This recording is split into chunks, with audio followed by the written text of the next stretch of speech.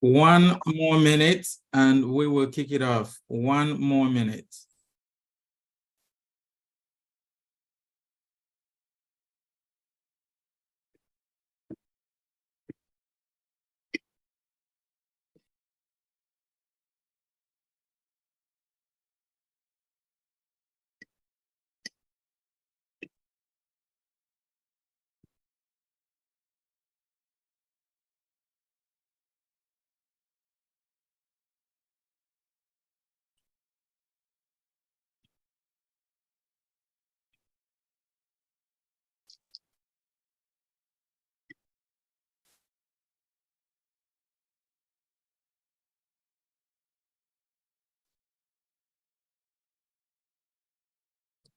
Good afternoon, good morning, good evening. My name is Rami Azuine. I am the Executive Director at the Global Health and Education Projects.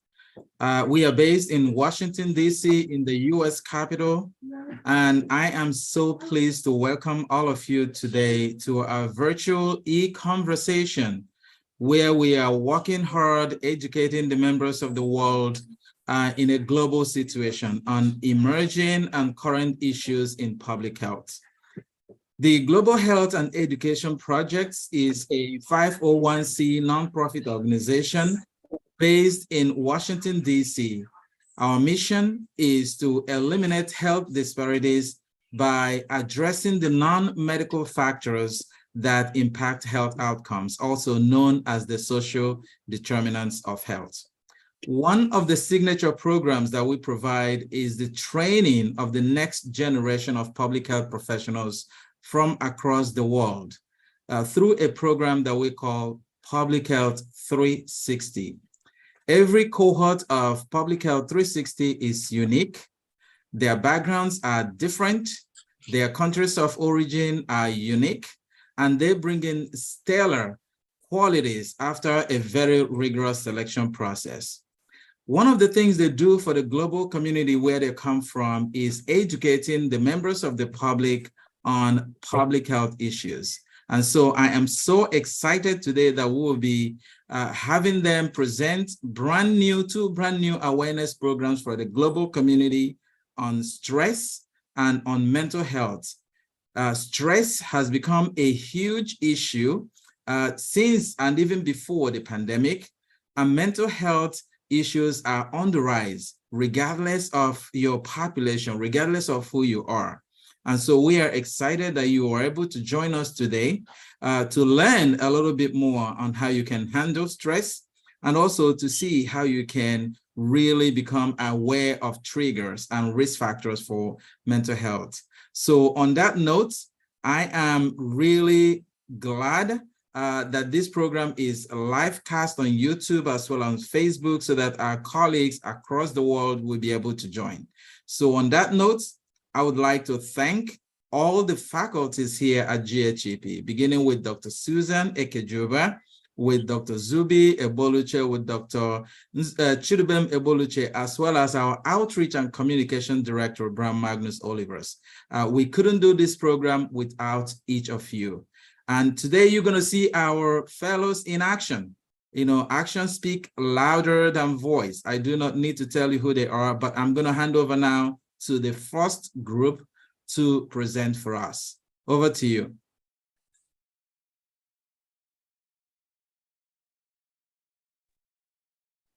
Hello, everyone. So just give me a second. I will just share my screen.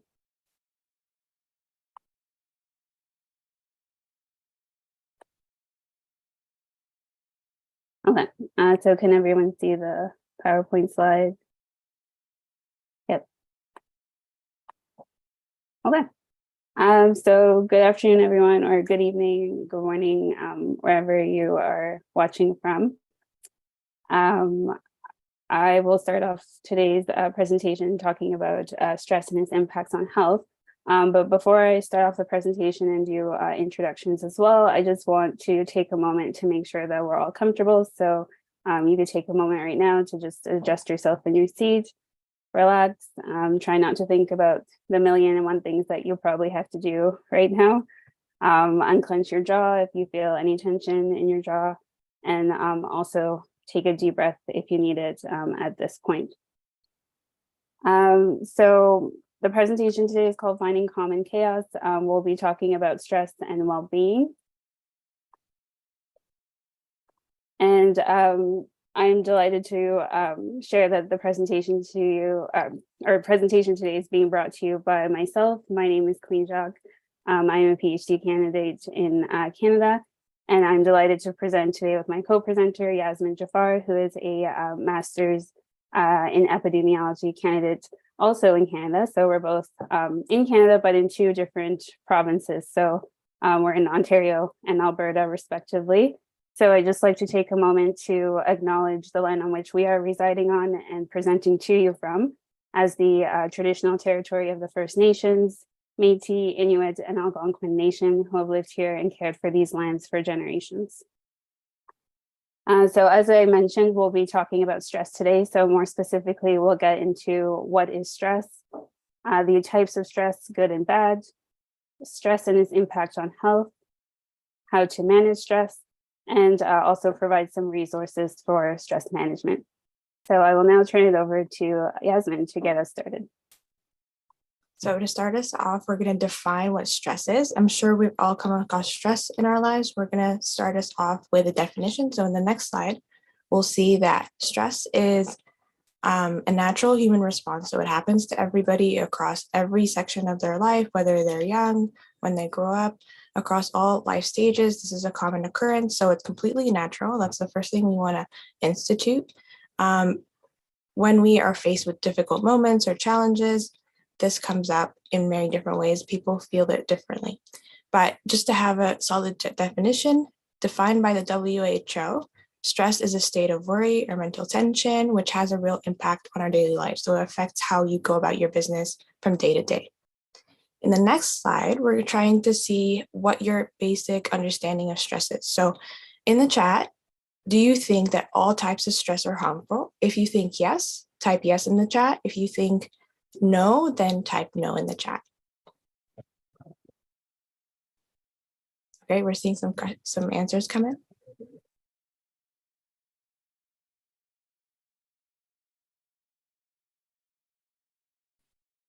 Okay, so to answer that question, in the next slide, we see that no, not all types of stress are harmful. Sometimes stress is good for you because it can motivate you when you have a deadline coming up and you want to get your stuff done before that deadline.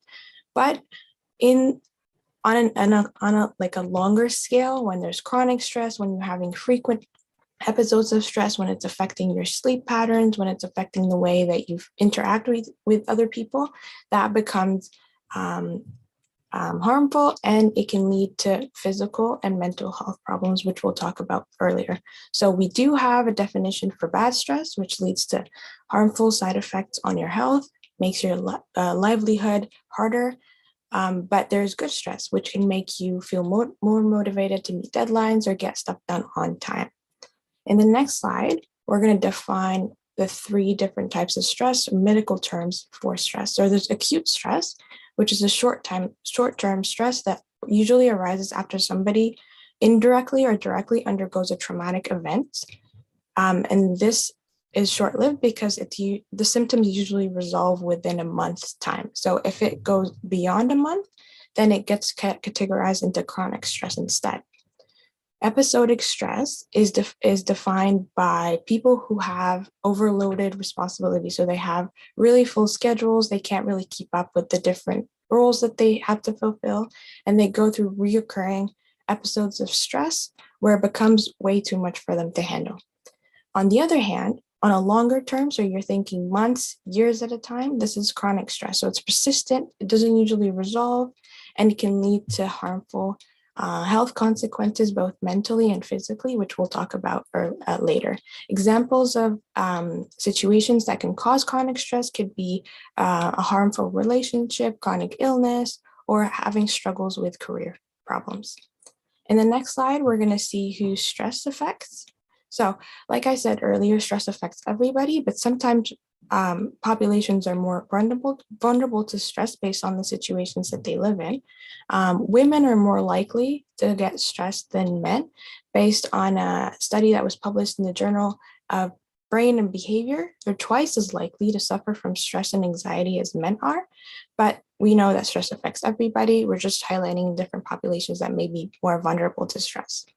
In addition to that, youth in today's life have fast-paced lives. They have a lot to juggle, a lot going on for them. So that leads to more filled lives, which leads to stress because you have to balance a lot of responsibility at one time. Older adults also face more stress because they're vulnerable, susceptible to major illness like chronic illness, and also changes in their lives as they move on from leading careers to retirement and issues like that. People with chronic illness also deal with stress more significantly. People with diabetes, arthritis, and heart disease can also experience stress more significantly than other populations. In the next slide, we like to use numbers to highlight the effect. So I already said stress is common, but to even highlight how common it is, I want you to think about this number. 1 in 4 adults experience stress most days. So this is more common than you think. 35% of individuals from 143 countries around the world this year reported feeling stressed. So it's very common, and it's more felt by us, which is why we need this presentation. We need to learn about how to mitigate stress, how to recognize your triggers, and how to go about preventing stress in the future. In the next couple slides, we're going to talk about how stress affects our body and our mind. And these are significant. It can change it can change the way you go about your lives, like what was mentioned in the definition by the WHO. So first, we're going to look at signs of physical stress. So when you're feeling stressed over a long period, how can that look like? You can start experiencing headaches, dizziness. You may feel upset stomach when you're having to deal with challenging situation, tense muscles, faster heartbeats. And these symptoms are only a sample of what people might go through. I just want to highlight that experiences with stress are very specific to one person, and we can't just generalize that these are the symptoms that you may go through. So it's experienced differently by everybody, but these are one of the most common symptoms that may occur. In the next slide, we're going to look at the mental signs of stress. So if you're stressed, how can that affect you mentally? This can be having difficulty focusing on tasks. If you're stressed, you're not going to be able to do your tasks. For example, if you're stressed about a work situation, you can't really do tasks in your household to your best ability as you would have been if you weren't stressed about a work situation. Feeling sadness, isolating from people, and not being able to ask for help, feeling confused and overwhelmed. And again, these are just common signs. It's not a generalized symptoms list for everybody. In the next slide, we again like to show numbers to show how common this is and prevalent this is. So looking at Americans as a population specifically, these numbers show us just how prevalent stress symptoms are felt across the population. So 77% of Americans experience the physical symptoms of stress, and 73% of Americans experience the mental symptoms of stress. So again, this is really widespread, and we need to know the steps to combat stressful situations. So what are examples of stress? I already mentioned some of them earlier, but just to give an overview of the different categories that we can define stressors as, this can be overwhelming responsibility. So if you're juggling a full-time job with studying, you're working, taking care of kids, this can be stressful, and we need to know how to manage it. Sickness or injury can cause stress. Loss of a relative or someone else close to you, relationship problems, so this can be family, friends, or colleagues. Environmental stressors are also important here. Pollution, crime, noise, and natural disasters can cause stress in addition to socioeconomic stressors, so low income, financial hardship, lack of services, and so on. So thinking about stress, how do we move from that section where we're feeling stressed, we're not able to manage our deadlines, we're not able to meet our goals? How does that translate into disease? How can somebody go from being stressed to experiencing disease like diabetes maybe, or heart disease? We need to understand that stress is felt by us, but it's also felt on a physiological level. So we're going to highlight one of the body systems today. It's the endocrine system. So the endocrine system helps regulate the hormones in your body. And the end goal of the endocrine system is to maintain a level of balance. When you're feeling stressed, that level of balance is messed up with, and your body has to compensate for that. So think about it. When your stress is becoming chronic, it's kind of like you have an engine running on for too fast at high capacity for too long, which means your body is really exhausted, can't take care of other things. It's just giving all its exertion into focusing on the stress, which can lead to other health issues that can be very major.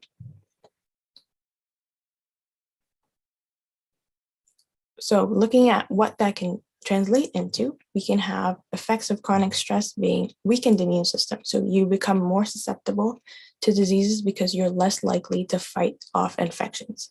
In addition to that, cardiovascular problems increase. So your stress reduces your heart's functionality. Like I said, think of an engine that's been powered on for too long at high capacity. You become less likely to be able to do your daily lives to full capacity.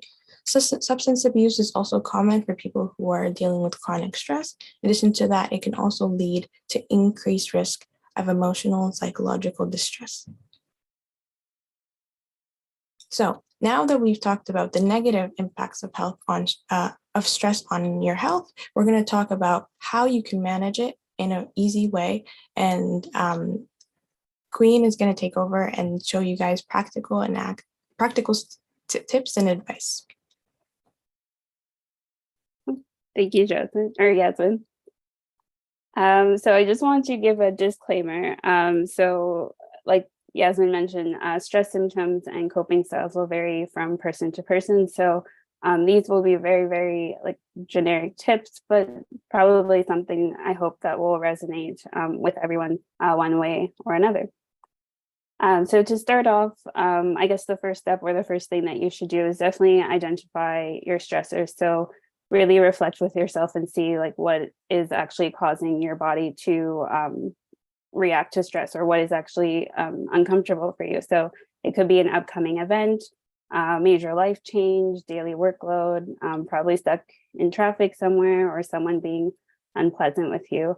And then alongside that, like, so either simultaneously or immediately after, is also acknowledging your feelings. So trying to see like, how does this actually make you feel? Like, does it make you feel overwhelmed? Are you sad? Does it feel like everything is on fire? Definitely no pun intended with that. So really looking at like, what is it that is actually causing your body to react or for you to feel uncomfortable is definitely a good first step when trying to manage stress. And then after doing that, of course, thinking of solutions. So like Yasmin mentioned, there are 3 different types of stresses. So if it's something that's common or very like sudden, or like a small stressor, let's say, there probably is a quick solution that you can implement so that you can reduce the stress. So for example, if someone is being rude to you, I mean, the thing to do would just be to walk away, or not say anything at all, and not engaged in any confrontation. So something like that. But of course, if there is a more long-term stress, there are, of course, other solutions that can be done. So talking to family and friends, seeking professional help if it needs to go that far. And if you are, of course, privileged to be able to do so. And then also asking yourself, like, what will happen if you do nothing? Sometimes there are just things that are out of our control. So it's just about adapting to whatever the situation is as best as possible. And then other things that you can do to lessen or reduce your stress is to not be so hard on yourself. So relieving the pressure on yourself and setting like realistic goals and thinking positively. As cliche as it sounds, it is something that can definitely change, like changing your mindset can really ease any stress or any worries that you might have. So just taking the moment to realize that we're all human and we all need a break. So especially if you're in like the working field at the moment, those 10-15-minute breaks exist for a reason. So just being mindful that take those breaks and not try to be efficient, because your body needs a break also. And then other things you can do to reduce tension physically, because a lot of the stress that we have sometimes is really like physical in our body and we don't know it. So just like standing up for 2 seconds and just stretching or taking a deep breath. Of course, exercise, going for a walk, dancing. Some people find cleaning as a therapy. So whatever works best for you, but really that physical tension you should try to reduce as well. And I will say that stretching is very underrated. So I recommend stretching for sure. And then last thing, so I think especially in health, we do a really good job at like treating things, but prevention is something that is not talked about as much and should be. So really after you've solved your stress, preventing any further stress is important as well. So the ways that you can do that is to learn about stress management by either talking to health professionals, reading books. There's a lot of resources out there today, especially with the internet, but be careful to make sure you get credible sources as well for that. And also attending workshops like the one today. So all of you here today are already on the road to try to manage stress today by attending this. And then as well, there's the little things. So try not to procrastinate. And I know that's ironic coming from 2 students, but we try not to procrastinate as much as possible and make decisions as early as possible so that it's not left to the end and you're stressing and worried about it. In your work as well, you could share your workload with your teammates, practice self-care in whatever way that looks like for you. And again, think positively, because that positive mindset can really help ease any worries or stress. So after talking about all of that, and I hope some of those tips will help anyone or make you kind of think about what you could do to relieve your stress.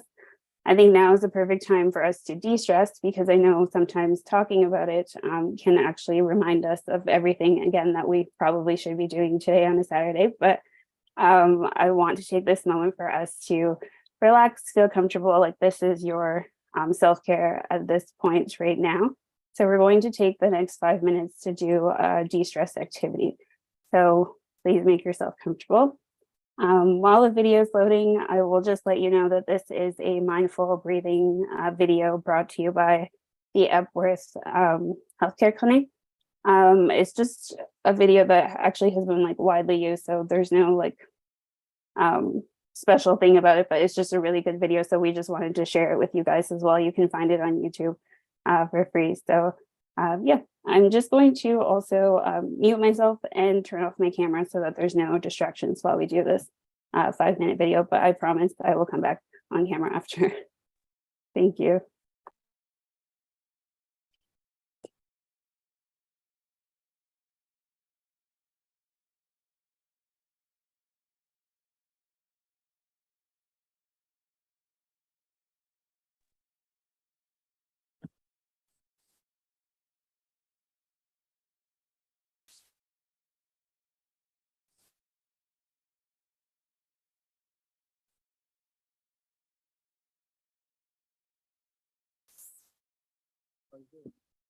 So, Queen, what you can do is to unshare and share again, but this time include audio when you're sharing. Okay. Oh, sorry. 1 second. Share and share again, but include your audio when you're sharing.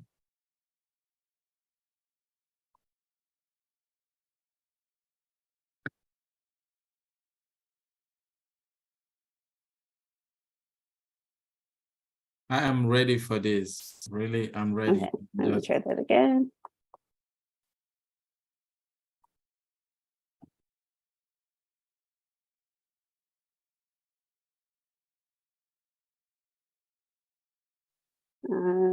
Thoughts. Can you hear that?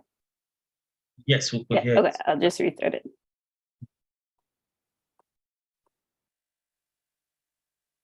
5-minute mindful breathing. Sit or lie down. Make yourself comfortable.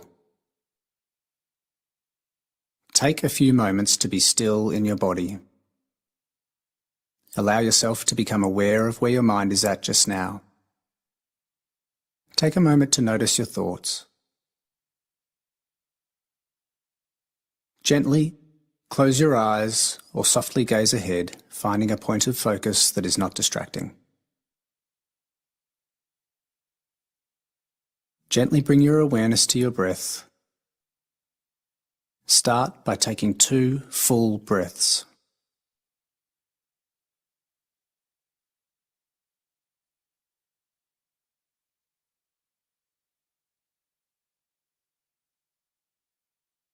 Now, allow the breath to settle and find its natural rhythm. Notice where you feel the breath most clearly. This may be at your nostrils, upper lip, neck, throat, chest, belly, or somewhere else. When your mind pulls you away or distracts you during this practice, you can come back to this part of your breath as an anchor or point of focus.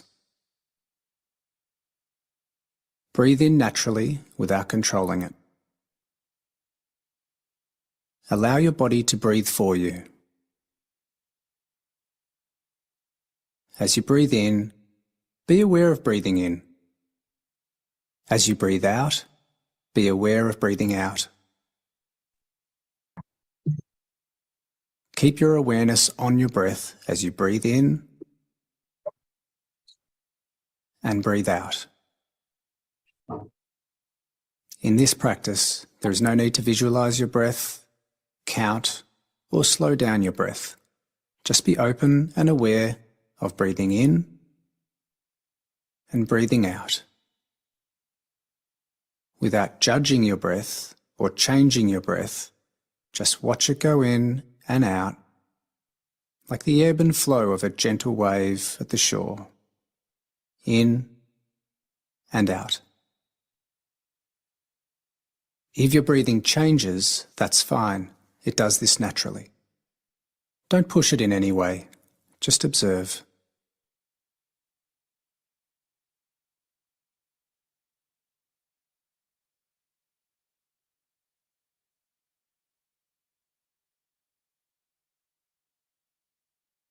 There is nowhere else you need to be right now. Nothing you need to do.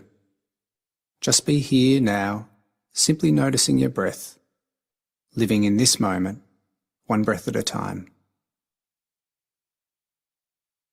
When your attention drifts away from your breath, simply take note of where your mind went, and then gently bring your attention back to your breath.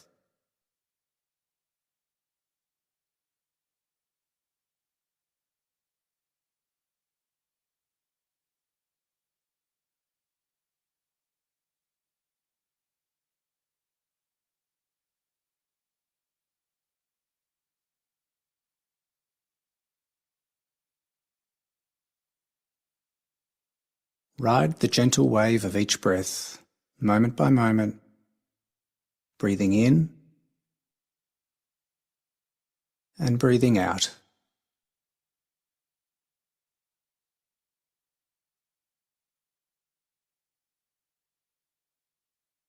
Continue being aware of breathing, noticing the point of focus of your breath without changing your breath in any way. Watch it come in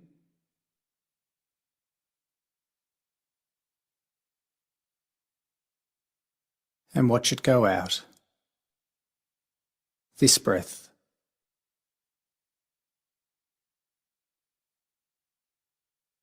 This breath. This breath.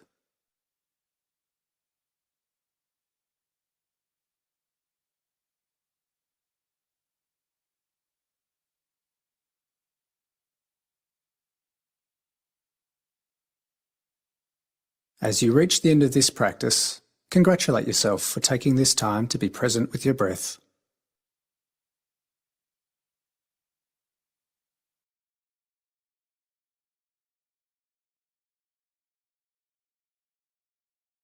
Great. So I hope that was a good exercise. And actually, I want to ask, so how did that mindful breathing activity make you guys feel? So please type in the chat a 1 for I feel good, 2 for I feel worse, or a 3 for I feel the same and nothing changed. And I'll just open a chat here so I can see. Oh, okay, that's good. That's good that people are feeling good with that. Yep. And also, we wanted to ask, so on a scale of 1 to 10, how likely are you to implement this in your strategy for stress management in your daily life or at some point in your life? So use the chat again on a scale of 1 to 10. So 1 meaning I would not implement this at all, and 10 meaning I would definitely implement this. Oh, I see some high numbers, so that's good. Oh, wow. Very good. If you didn't answer, or if you didn't feel like it didn't really work that well for you, that's okay as well. There are many options out there for how to practice stress management, and even different options for mindfulness as well. So it's definitely about finding what works best for you. And on that note, we wanted to also provide just some quick stress management resources. So we can actually paste all these links in the chat afterwards. But we just wanted to provide some links that you can use to kind of get started to learn more about stress, and also to learn how to manage stress effectively. And I just want to also point out that there is here the Suicide and Crisis Lifeline. This is for US residents, I believe, but most countries do have something similar that you can probably check with your local public health authority, or Google, of course, what works for you in your country as well. I do want to also point out that most people think that these hotlines and organizations are just for like extreme events, so like extreme mental health or anxiety, depression, but it actually is also for like any distress. So even like stress and you just want to like vent to someone, for the most part, I know at least for the US and Canada, most people on the other side of the phone or the text message are trained to deal with any types of stress. So it can be used for like any types of distress as well. And so lastly, we're coming to the conclusion of our presentation, but before I officially conclude, I just want to acknowledge the valuable resources and references that were used to bring this presentation to you guys today. Myself and Yasmin really tried to make sure to gather credible and insightful information to be able to provide you everything about stress, or at least what we could provide in the short amount of time. And I hope that everything today resonated with you some way or another. So I just really want to say thank you for being here and for listening. And also thank you to GHEP for allowing us to present to you guys today. And if you guys would like to connect further with us, or just get to know us more, I've put on the screen here the QR codes for our LinkedIn. If you'd like to connect, I'll leave it on there for a couple more seconds. But otherwise, that is it from us. And thank you so much. Fantastic.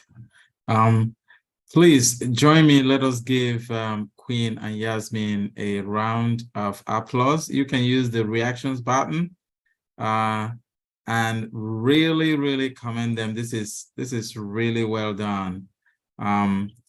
Thank you so much. Like we said, the questions are going to come. Feel free to direct the questions openly, or to also just select Dr. Romy and send the questions for me. So yeah, I have the first question. So the first question directly to me says, what is the best time? The person said, I do really like the mindfulness exercise. It worked for me, even though I'm being introduced to it newly. What is the best time of the day to do this mindfulness? So Queen and Yasmin. Yeah, so best time, honestly, it really depends on yourself. There's not really like any time. It's wherever you can fit it in, from my understanding. It was really new to me as well. I recently tried it last month, actually. So, and for me, I guess what worked for me was like after work, but I know some people also do it before. So it's really just about finding what's the best time for yourself. Agreed. It's really about your schedule. So you can find the times in your schedule that feel like more stressful for you, and then try to fit it either before, as like you go in, you prepare yourself, or after as a de-stressor. So you're going into a stressful situation, and then after you want to relax, debrief with yourself. You can take a moment to just be in the moment with yourself. So depends on your schedule. It's really up to you to see where it fits best. Right, thank you. So find the time that works for you to build in mindfulness, at least the one we have seen, or other mindfulness exercises into your routine. The follow-up question to that, is there an age limit to who could practice this mindfulness? Yasmin. I don't think there is. I think these are just open for everybody to use. I think it would be different for kids as opposed to adults, because maybe kids need more guided mindfulness activities, perhaps in a group, perhaps guided with a facilitator, but for adults, it's kind of one-on-one. So for the video that we showed, I think it may be more targeted towards teens or adults, but mindfulness activities come in all different sizes and shapes. There's apps, there's workshops, like Queen mentioned. So it's open to everybody. The one that we showed in particular might be for older people, perhaps. Thank you. Bram, please continue admitting people in while we're taking questions. Another question here said, I get stressed almost every time I have exams. I'm a college student. I get stressed almost every time when I get to write examinations. Do you have any tips for me?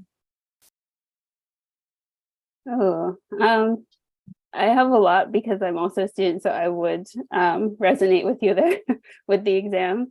But I would say, honestly, like, really just, the information, you've studied for it, you know what you're doing, but just really take that time to like center yourself. I know we keep repeating that a lot, but it really is about just like calming yourself down. So just sitting there and saying, okay, I studied this many hours, I'm confident I can do this. Like really just being positive, and having that positive mindset, I think would definitely help with the exams. And then also health professionals would recommend definitely having good night's sleep, staying hydrated, and all of those things. It would definitely help to calm yourself and reduce the stress a lot. But again, do what fits best for you. But yeah, I would say those are some helpful tips from student to student. Yasmin, anything to add there? Yeah, I would definitely add that in the moment, like the 30 minutes, the hour before you walk into that exam room, I would recommend, personally, from personal experience, and I've heard it from other people as well, it helps to reduce the stress that you don't pick up your notes, you don't think about the exam material, because like Queen said, you've already prepared. There's not something you can do in that hour that can fix or make or break your grade. So I would recommend definitely being yourself with that moment. For the hour, 30 minutes, just relax. You've already done your part. You put in the hard work. Don't stress about it even more. And even after the exam, try, if you're still feeling stressed after, try not to debrief with your friends or try to chat about answers. Just take a moment. You've done the exam, go home. Maybe you can talk about it after when the stress has been resolved. That's really interesting, because I recall after exam, everybody says, what did you put number 1, number 3, and then you feel like all your answers were incorrect, and now you're already beating yourself up before the results come out. That's really, yeah, good tip there, very good. Somebody asked a question, how can I learn more about Public Health 360? I'm going to respond to that person via email. We have information on our website about the program, and we hope you explore a little bit more, and Dr. Zubi is going to connect with you as well. I'm a new mom, right? And I have little ones. Is my stress chronic or is my stress acute? Because I have little ones that go on. So I think what this person is saying, I have little one, another little one, another little one. So when I'm having these babies and rearing kids, am I really chronically stressed? That's an interesting question, really. That is a very interesting question. I would say definitely speak to a health professional about that. But what we can say is, like, obviously we can't give like any diagnosis or anything like that. But at the same time, like, try not to categorize yourself. Although we provided that information, categorizing yourself will not help. It will actually make it more stressful. But I would say, like, take it day by day. Of course, with little ones, like, there are different things that will start or that can trigger stress. So it's really just kind of just saying, like, okay, like, what can I do in the moment right now to just relieve what is happening and start there. And it's really like on a day by day basis. But yeah, I don't know if Yasmin wants to add anything else to that, but. Yasmin, anything to add? No, I think Queen covered it perfectly, but I would also add to the point that seeking help from a health professional would be the best way to go, because it's kind of different. Everybody's schedules are different. Even people who have kids don't have the same day-to-day life. So I would definitely think that speaking to a health professional would be best. Right. So I think another thing that's helpful will also be building in some routines, right, with the kids. Build a routine. You can take walks with the kids. It's actually very helpful for you if you have toddlers to do some walking with them. Obviously not with the heat advisory that we have right now, but at least it doesn't have to be a mile of walk. You could just walking around your block and coming back, really beginning to also distress them. And I know one of the tips as a parent that we always use as parents is actually try to get the kids exhausted by activities. So when they come back, they are sleeping, right? So if you take them to the park, if you take them to soccer, if you take them to games, they participate, they get excited, they love those things, moon bounces. And then by the time they are home after 3-4 hours of playing with other kids, they are really exhausted and everybody sleeps and everybody's happy. So really, really grateful. I think that's all the questions we have. Please, thank you so much, Yasmin and Queen. This has been an excellent presentation. Thank you for all the research that went into this, for all the consultations, bringing this to our people. Really, really grateful for the education that you provide into our community, both in person and virtually and globally. Thank you so much. Okay, so we are going to switch to group number 2, and they're going to be talking to us about mental health. Take it away, group number 2.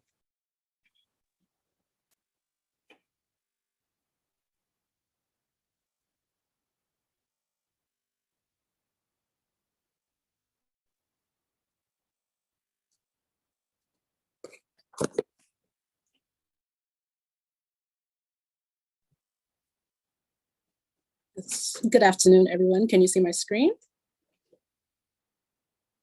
Yes. Okay. Yes, my group and I, which consists of Kwame Manu, Cambry, and myself, Akila Robinson, we will be speaking about anxiety disorder in youth and adults today. So just a brief introduction. The group members are Kwame, Cambry, and myself. Yes, Kwame hails from Texas, Cambry from Illinois, and myself from New York City, all in the US. So on today's agenda, we will be addressing what is anxiety, anxiety's mental and physical effects, anxiety's prevalence in adults, anxiety's prevalence in youth, anxiety's impact on health, how to manage and cope with anxiety, and how you help persons struggling with anxiety. What is anxiety? The American Psychological Association defines anxiety as an emotion characterized by feelings of tension, worried thoughts, and physical changes. Anxiety is a normal reaction to stress of difficult times. Anxiety is triggered by a specific stressor, and anxiety disappears when a person is away from stressful situations.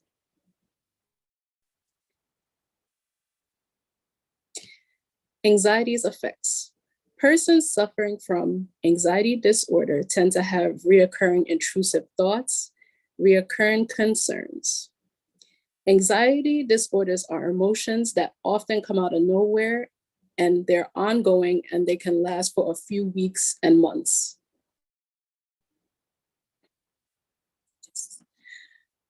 Anxiety disorders are real serious medical conditions, just as real and serious as physical disorders such as heart disease and diabetes. Anxiety disorders are the most common and pervasive mental disorders in the United States.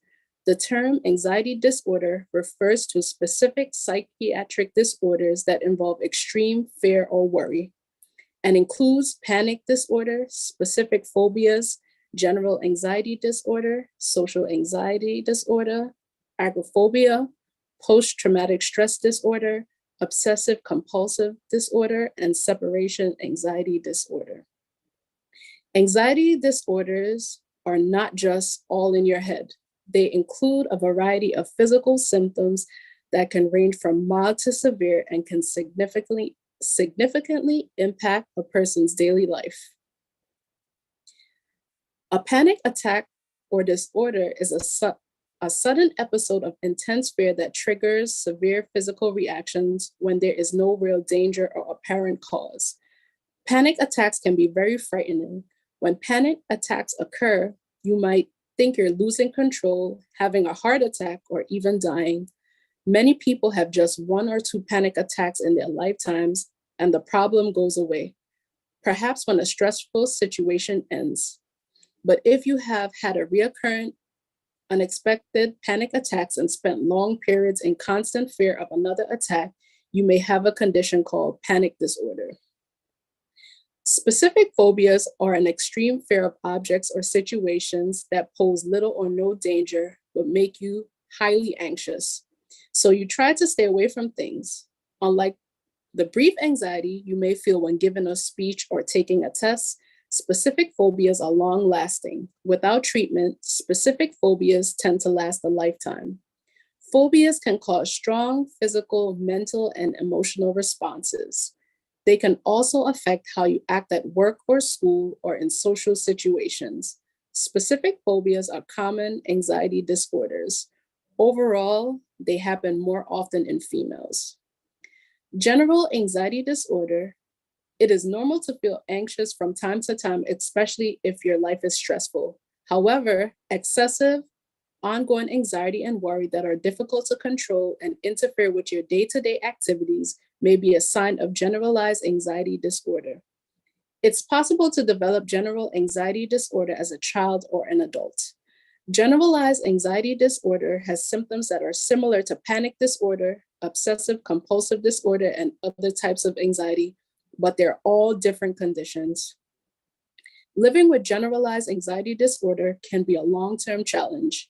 In many cases, it occurs along with other anxiety or mood disorders. In most cases, generalized anxiety disorder improves with psychotherapy and medications. Social anxiety disorder, also called a social phobia, is an everyday interaction which can cause significant anxiety, self-consciousness, and embarrassment because your fear of being scrutinized or judged negatively by others. In social anxiety disorder, fear and anxiety lead to avoidance that can disrupt your life. Severe stress can affect your relationships, daily routines, work, school, or other activities. Social anxiety disorder can be considered as a chronic mental health condition. Agoraphobia involves fearing and avoiding places or situations that might cause panic and feelings of being trapped, helpless, or embarrassed. You may fear an actual or an upcoming situation. For example, you may fear using public transportation, being in an open or enclosed spaces, standing in line, or being in a crowd. For example, I've known many persons due to the past pandemic, they were really afraid of taking public transportation, and up to this day, they still are kind of afraid. This anxiety is caused by fear that there is no easy way to escape or get help if the anxiety gets overwhelming. You may avoid situations because of fears such as getting lost, falling, or having diarrhea and not being able to get to the bathroom. Most people who have agoraphobia develop it after having one or more panic attacks, causing them to worry about having another attack. They then avoid places where it may happen again. Post-traumatic stress disorder, known as PTSD, can develop after exposure to a potentially traumatic event that is beyond a typical stressor. Events that lead to PTSD include, but are not limited to, violent personal assaults, natural or human-caused disasters, accidents, combat, and other forms of violence. Exposure to events like these is common. About 1/2 of all US adults will experience at least one traumatic event in their lives, but most do not develop PTSD. People who experience PTSD may have persistent, frightening thoughts and memories of the event, experience sleep problems, feel detached or numb, or may be easily startled. In severe forms, PTSD can significantly impair a person's ability to function at work, at home, and socially. Obsessive compulsive disorder, OCD, is often a long-lasting disorder in which a person has uncontrollable recurrent thoughts, obsessions, and behaviors, compulsions that he or she feels the urge to repeat over and over. And finally, separation anxiety disorder may be associated with panic disorder and panic attacks, repeated episodes of sudden feelings of intense anxiety and fear or terror that reach a peak within minutes. Sometimes separation anxiety disorder can be triggered by life stress that results in separation from a loved one. Genetics may also play a role in the development of this disorder.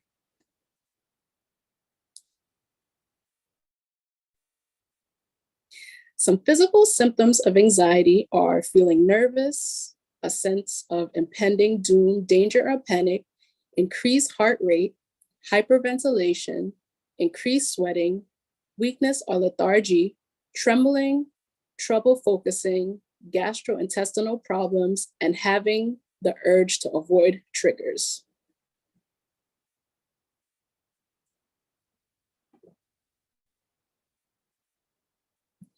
The anxiety disorder prevalence in US adults. 19.1% of US adults 18 years and older has an anxiety disorder.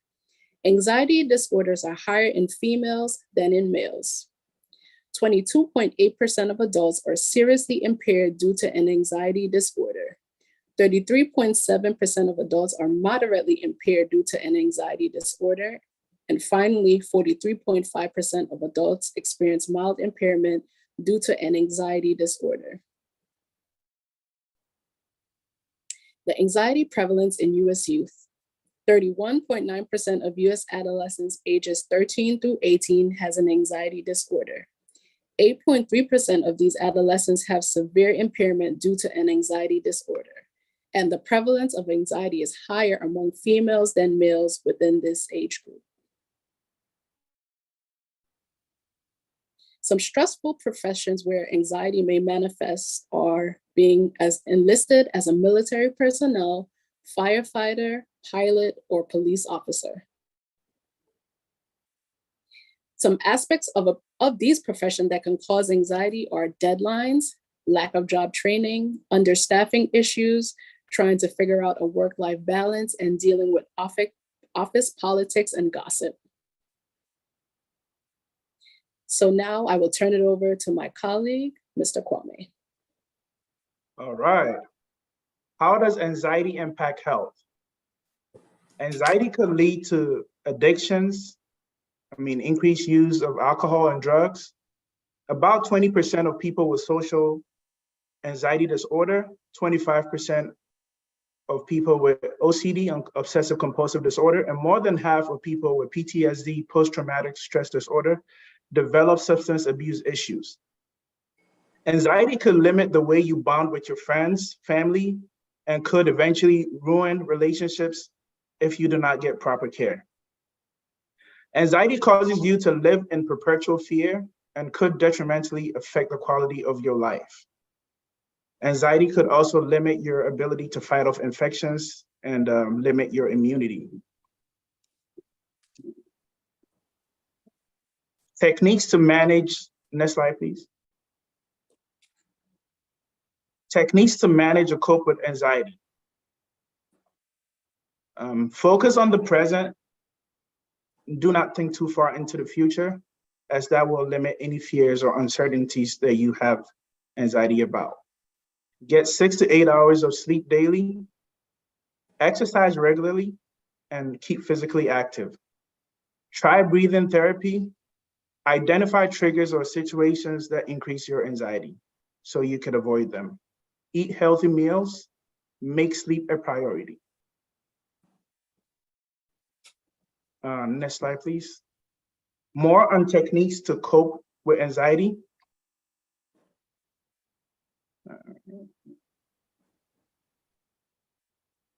Keep a journal of your thoughts so that you could avoid thoughts that trigger your anxiety. Avoid alcohol and recreational drugs. Learn about anxiety and know what treatments might work best for you. Identify triggers and use stress management techniques. I'll turn it over to Cambry for the next slides.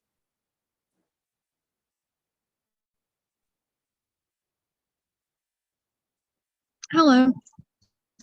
So I'll be talking about 2 breathing techniques to manage and cope with anxiety.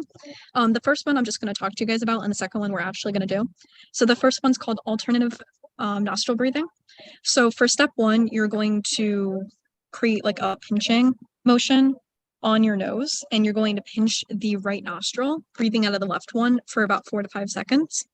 For step 2, you're going to close the left nostril, leaving the right one also closed for only 2 seconds. Then you're going to open, for step 3, open the right nostril, keeping the left one closed. Breathing in and out of the right one for about 4 to 5 seconds. And then for step 4, you're going to repeat that same pattern for as long as you need to until your anxiety is managed.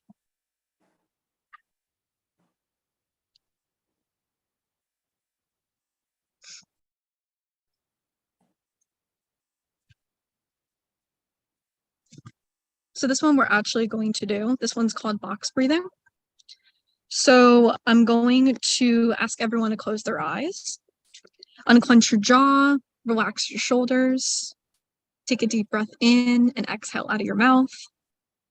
And it helps, because this one is called box breathing, to picture a rectangular box, but you don't have to if you don't want to. So for step 1, you're going to breathe in for 4 seconds. 1, 2, 3, 4. Now you're going to hold your breath for 4 seconds. 1, 2, 3, 4. You're going to breathe out for 4 seconds. 1, 2, 3, 4.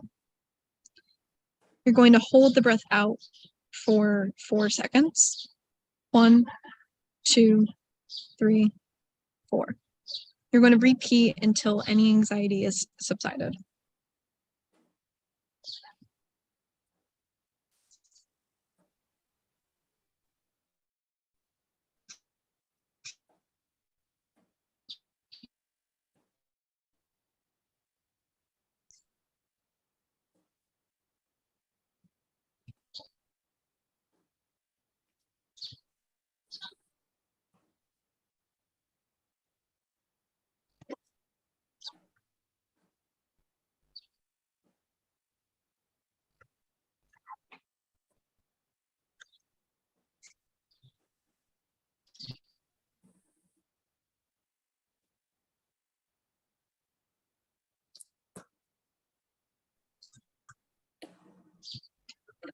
We are going to play a video on how to educate yourself about anxiety.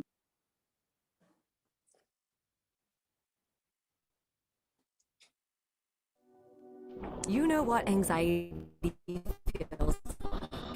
We all do. Everyone experiences anxiety in some way or another. It's something that connects all of us together. Why we feel anxiety and what it really is, that may surprise you. Without anxiety, we'd all be in serious trouble. As soon as your brain senses you're in danger, a little piece of it, called the amygdala, kicks in. It gets your body ready to react. That could mean fight, run away, or shut down. It's called the fight, flight, or freeze response. This reaction goes back millions of years to our distant animal ancestors. Animals whose amygdalae were more sensitive to danger were more likely to stay alive and off the menu. Over millions of generations, this developed into the system we all know as anxiety. So you see, anxiety itself is not all bad. But when there's no immediate life or death threat, and your amygdala keeps telling your body that you're in danger, that's when anxiety becomes a problem. Your amygdala doesn't know the difference between getting eaten and public speaking or failing a test. Human society has only existed for a relatively short time. It's messy and complicated and confusing, and our amygdalae just haven't had time to catch up. So sometimes, when we're in uncomfortable situations, our brains misread the risk and overreact. Our hearts beat faster and we breathe heavily, pulling more oxygen into our bodies. The muscles in our arms and legs tense up and fill with blood. Our skin perspires to cool us down. This would all be great if we needed to fight or run, but instead, we just feel tense and sweaty.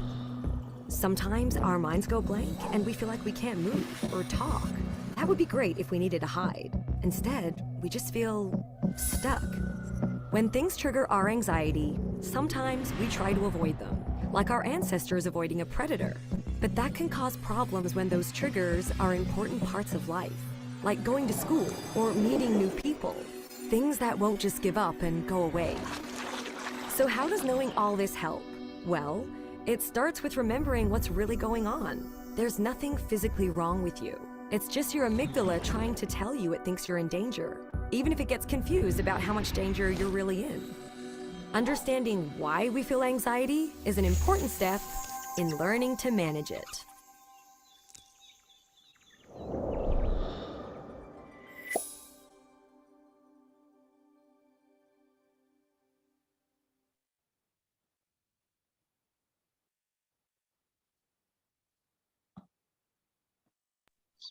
The next video we're going to show is how to console someone with anxiety.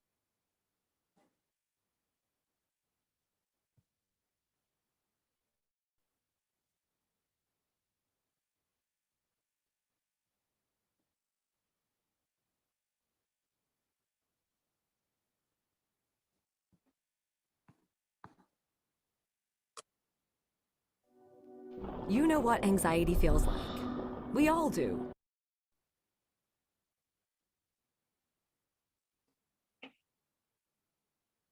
Are you concerned about someone's mental health?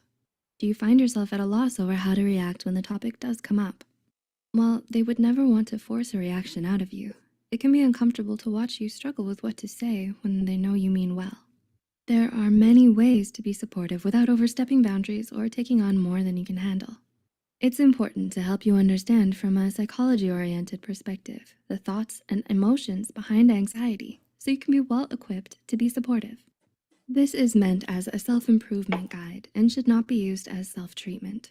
If you or someone you know is struggling with anxiety or any mental health issues, be sure to seek help. Having a supportive environment does help, but professional guidance and advice goes a long way. With that said, here are 7 reassuring things to say to someone with anxiety. Number 1, you have my attention, or I'm listening. These phrases can mean a lot to someone with anxiety. They're often too afraid to bring up anxiety-related topics because they believe their anxiety makes it hard to talk to them or difficult to be around. So hearing this is incredibly reassuring. It helps to make them feel encouraged so they can bring it up without hesitation in the future. This makes it feel like whoever is listening truly cares about what they have to say, and it makes them want to return the favor whenever you may need to talk. 2, what can I do to help you? Do their plants need watering? Is there anything they're craving for lunch? By asking the person in distress what might help, you're letting them take control of the situation. Ask them to get creative if they can. Keep in mind, though, that some people can actually become more anxious in the wake of decision making. Sometimes it can feel like one more thing to worry about, but it still gives them a chance to ask for anything they might need. Number 3, hey, let's go for a walk. We can talk about it, or we can just get some fresh air. A change of environment is a choice tool for interrupting the cycle of anxiety. It distracts the brain from its worries. Focusing on the world around helps create distance between the person and their thoughts, which ultimately makes them easier to talk about and to let go. If they don't feel like talking, at least they'll have something else to occupy their mind with. Number 4, is it okay if I give you a hug? Consent is key.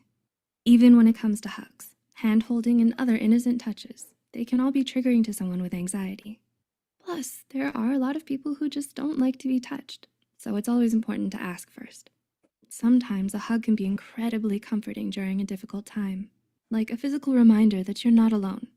During extreme anxiety, though, being touched can make one feel trapped and claustrophobic, so it's always appreciated when someone asks before going in for a hug. It reminds them that they're in control of the conversation. Number 5, I'm here for you, no matter what is happening. If you're going to offer to be there for someone who battles anxiety, be honest about what you're able to do, or be ready to be open to whatever comes your way. It's nice to hear that someone is on their side, but it can't help if the encouragement is conditional. To promise support, only to disappear when things get tough, can make it difficult to trust those who make this pledge. It can make them wary of such promises in the future when they have ample evidence backing their hesitations. Authentic support is especially reassuring when you're able to give it unconditionally, building their trust and self-esteem. Number 6, would advice be helpful, or should I just listen? Hugging, joking, and advice giving might be your first instinct when you see someone you love in distress. But people with anxiety sometimes feel overwhelmed and even intimidated by the constant fire of suggestions. They can react intensely when someone starts spouting out suggestions before they've even had a chance to finish talking. It might be hard, but you have to fight the urge to be a friend sometimes. Instead, asking this question puts the person with anxiety in control of what happens next, which in itself may relieve some of their anxious edge. And number 7, I don't know what to say, but I'm here for you. Honesty is always the best policy. Anxiety can be a difficult subject matter, so it's okay if you don't know what to say or how to react. Honestly, sometimes even they don't know what to say, but it's refreshing and reassuring to be genuine during such a vulnerable conversation. Friends and family have admitted that they fear saying the wrong thing or making situations worse, but that the important thing for them isn't always what you say, but to let them know that you're there for them, no matter what. We hope we were able to give you a little insight into some of the ways that you can show your support to those living with anxiety. If you suffer from anxiety, how do you feel about the points mentioned in this video? Let us know in the comments below. If you found this video insightful, be sure to hit the like and subscribe button and share it with someone who might benefit from it too. As always, thanks so much for watching, and we'll see you soon.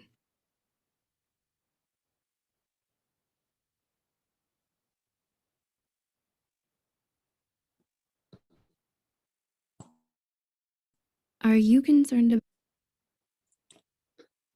This is our reference slide.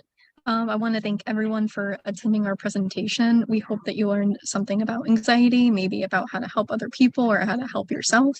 And I hope that those tips can decrease anxiety that you feel or someone else feels in their life. Thank you. Terrific. That is really, really well done. Let us give Akila, Kwame, and Cambry a resounding round of applause. This is really, really good. Really, really good. Very detailed. I learned a lot from this presentation. And one of the connections I saw in the two presentations today is that stress can lead to anxiety, right? And anxiety can also lead to stress. So there is this cyclic relationship, which I think is very powerful, that we had the two groups, educate us on how to address these two, public health problems. The walk around the breathing exercises I found very helpful. So please keep your questions coming. So one question here, somebody asked, can you go through the breathing exercise? I don't think I got the 4 squares again. Kimberly, do you want to do it? I think you said it was a little bit too fast. So can you walk us through what that process again? You know, what is the number of breaths, the number of holds, the number of outs? Kimberly, maybe you can walk us through that again.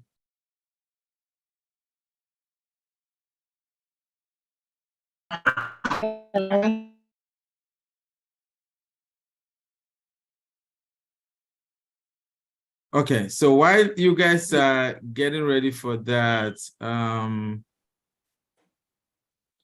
Yes, I could pick up for Cambry if. okay. Yes. So for the first technique, it says to close the right nostril with your thumb, breathe in with the left nostril for 4 counts. Hmm. The second one is close the left nostril with your right ring finger, close both nostrils briefly. The third, open the right nostril and breathe out for 6 counts. The fourth, breathe in the right nostril for 4 counts. And the fifth is to close right nostril with thumb and then close both nostrils briefly. Very good. Okay. So we have a question there from Queen. Do you have any thoughts on how we can reduce the stigma that comes with anxiety? Really good question.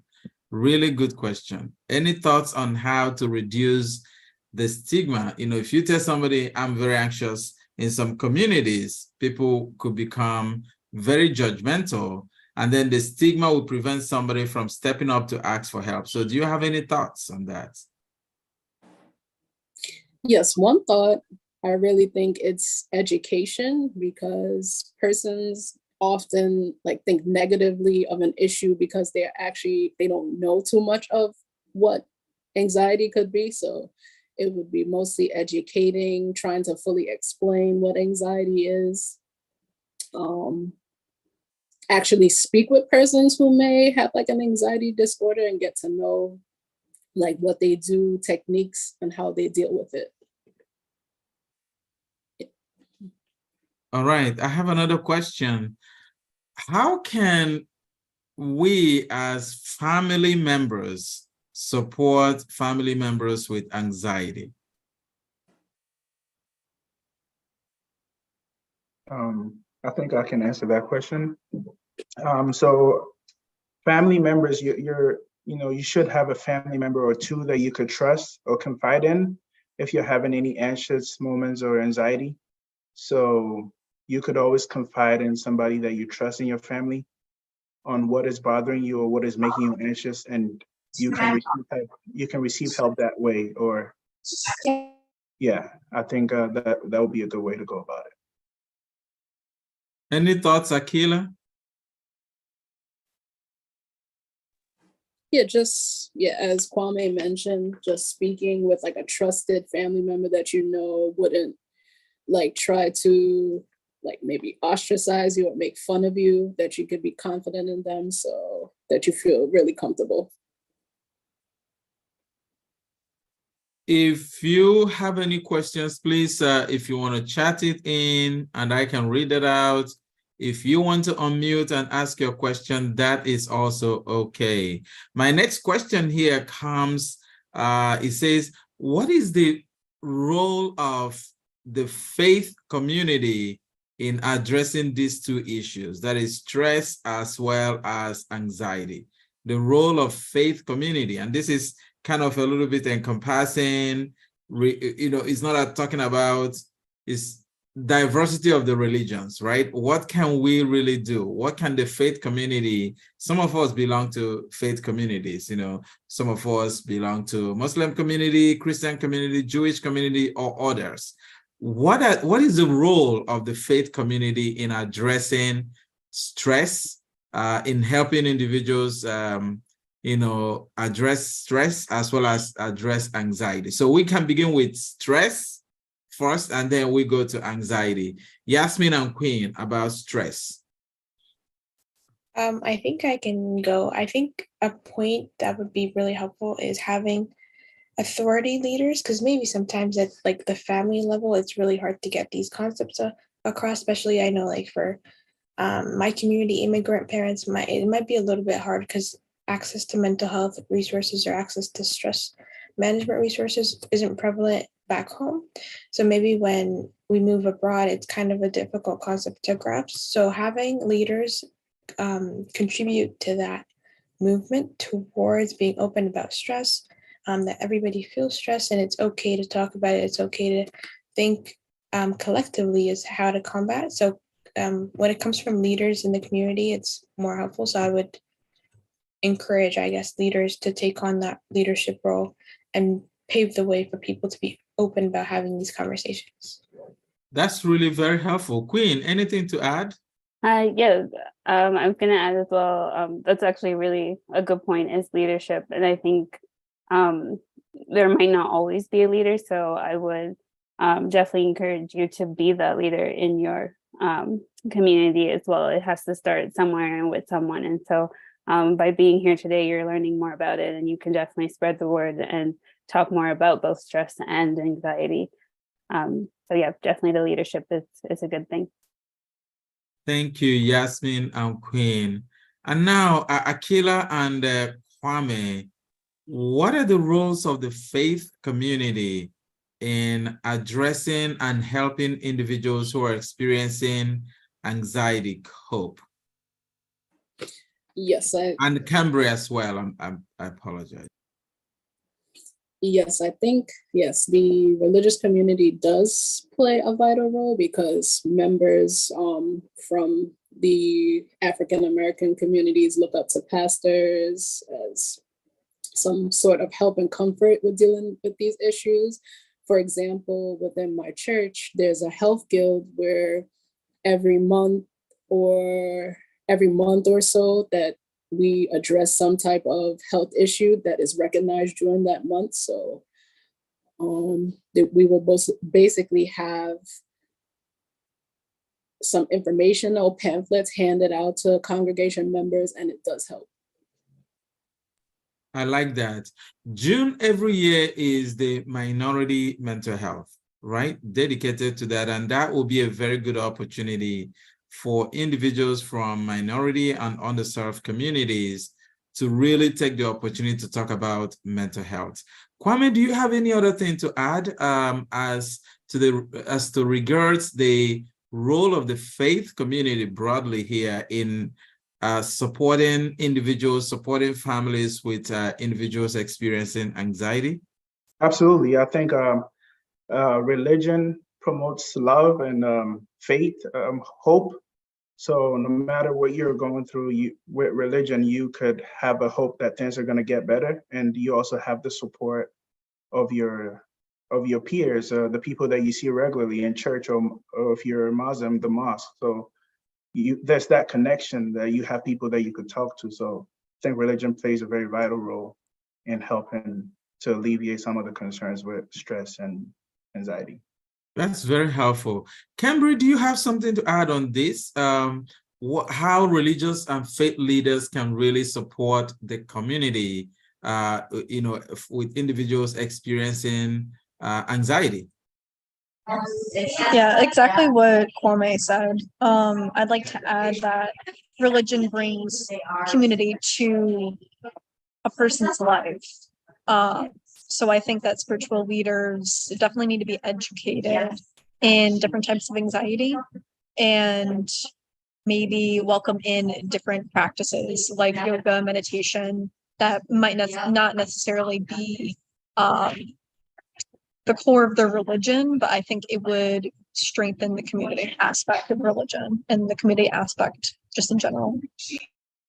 That's really a good perspective. In order to support their community, religious and faith leaders need to understand that these are actually problems in their community. And that's really why I'm happy that we are having this program today, that individuals will really understand that there are real biochemical, neuronal, issues that actually lead to stress, acute or chronic stress, and then for anxiety.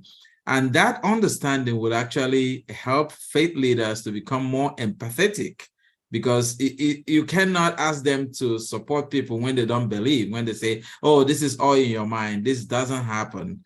But if they are well educated, and that is the role of us as public health professionals, is to educate not only the population, but pockets of individuals that have a lot of influence. So that's really very, very good. I have another question here from Bafti. Is there any link to anxiety from the foods we eat? That's really a good question. Can some foods make us more anxious? Akila. Well, I've read a study about like consuming too many like salty foods, sweet foods can lead to you becoming more anxious. Yeah, those two items definitely. What about Cambry? I believe I did a research paper about this in undergrad, but I do know that pre and probiotics help with depression and anxiety. For foods that would help reduce anxiety, things that are like kombucha, kimchi, and things that are fermented, I would say. Other foods I'm not exactly sure about, but from my research, it's fermented foods. And Kwame? I'm not quite certain on that. I'd have to do a little bit of research into that to see if there's actually a link between anxiety and the foods we eat. But Okay. that is a very interesting question. Yeah. So I had somebody send me a question, which I think is very interesting. So I want people to type in their answers, yes or no. Someone wanted me to send this poll, said, how many people on this platform do some sort of exercise on a daily basis? In other words, do you do one form or another form of exercise on a daily basis? Yes or no? Okay. So that's interesting. Not daily, okay.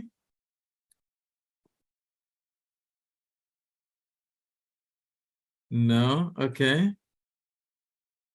I just want to know from everyone here, can you please type in yes or no? I do exercise, I do some sort of exercise. Not, it doesn't say go to the gym, it doesn't say lift weights, or it say some form, walking, something, some exercise. So I have yes, I have yes, I have no, I have yes, I have. Does sitting count? No, sitting is not an exercise. Sitting is not an exercise. We're talking about something that will put you on your maybe mental exercise, maybe, but sitting is not, is not an exercise. Like taking a walk, like taking a walk, bicycling, or even home cycling, stretching. Okay, maybe borderline exercise. So actually, that is something recommended, right? That you should have at least some physical activities, on a daily basis. And I think where people get it wrong, because all these gym companies have ended up making us think that you have to really be sweating, you have to be really having all these exotic kind of exercises before they can become exercise. A friend of mine was telling me, he just returned from Japan. He said that one of the greatest strengths of exercises by Japanese is walking, right? They walk like, I mean, he just came back from vacation in Japan, and he said they walked like they never walked ever in their lives, because everybody is walking, and it's just become an integral part of their lives. And so walking is something that is underrated, especially here in the US, but it's something that is very free. You don't need to have a gym membership. You don't need to have anybody guide you. You can walk, take walk, and then you can build your tolerance with walking. You do 1 block, for a week, you try another 2 blocks, for another week, you try 3 blocks, and before you know it, you take long walks. So that's really interesting. So any other questions that we haven't answered? Or that somebody wants to unmute and ask? All right. Let me do my final poll here. Did you enjoy the presentations today? Yes or no? On a scale of 1 to 5, let me just do dichotomous, right? All of you here are epidemiologists, so you know what dichotomous variable is. 2 responses, yes or no. So by just show of hands or by typing in yes or no, did you find today's presentations useful? Yes? No? Yes? Yes? Okay. Yes? Yes? Okay. Yes? Oh, very good. Very good. Very good. Absolutely very informative. Thank you so much. I'd really like to thank all the brothers and sisters that took time to join these presentations. I hope that you learned something like you are showing here, and we thank you for coming out to support our Public Health 360 Fellows. Queen, Jacques, Yasmin Jafar, Akila Robinson, Kwame Manuel, and Cambry Rhodes have been really, really terrific fellows. And we are so excited that we all came as a community to support them, to educate us. We are looking forward to more opportunities. If you do not already, we would like to invite you to follow GHEP on social media. It doesn't matter which social media you follow. We are on all channels. We are on Facebook, which is facebook.com/myghep. We are on Twitter, twitter.com/myghep. We are on LinkedIn, linkedin.com/english/myghep. So please, and you can follow any of the fellows here. And once you follow them, you'll be able to follow, the GHEP. So please, once you follow us, we'll give you information. We have a big event coming up by these fellows where they are going to present 2 global health projects that they are working on as we speak. And, we are going to send out information. Please keep an eye, and we hope you can join us. Finally, you also can become a Public Health 360 Fellow. I'm sure you have friends. I'm sure you have relatives. You have colleagues. All you need to do is to have an undergraduate degree. And our role is that we are going to, provide you with the training and the education you need to transition into very, very lucrative, field of public health that is really going on now. So on that note, I want to thank all the fellows for excellent presentation. And I want to send you greetings and wish you a wonderful weekend, and see you again on Friday. Have a wonderful day and good weekend. Bye. Thank you, Dr. Romney. Bye. Bye-bye.